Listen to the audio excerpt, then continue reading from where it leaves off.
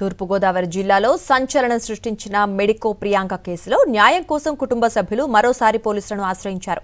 Case దర్యాప్తు ఏ విధంగా కొనసాగుతుంది, ఇప్పటివరకు ఎలాంటి ఆధారాలు సేకరించారు అనే విషయాలను తెలుసుకునేందుకు ప్రియాంక తండ్రి వెంకటేష్, సోదరుడు వరప్రసాద్తో పాటు వీవర్స్ ఫెడరేషన్ ప్రతినిధులు పోలీసులను కలిశారు. ఈ సందర్భంగా కేసు దర్యాప్తు ఎక్కడా నీరుగారకుండా, ఎలాంటి రాజకీయ ఇతర ఒత్తిళ్లకు తావు లేకుండా పారదర్శకంగా విచారణ జరపాలని కుటుంబ సభ్యులు కోరారు. కేసులో నిందితులను కఠినంగా శిక్ష పడాలని, ఏకంగా మరణశిక్ష విధించాలని మెడికో ప్రియాంక తండ్రి వెంకటేష్ ప్రభుత్వాన్ని, పోలీసు శాఖను చేతులు జోడించి వేడుకున్నారు.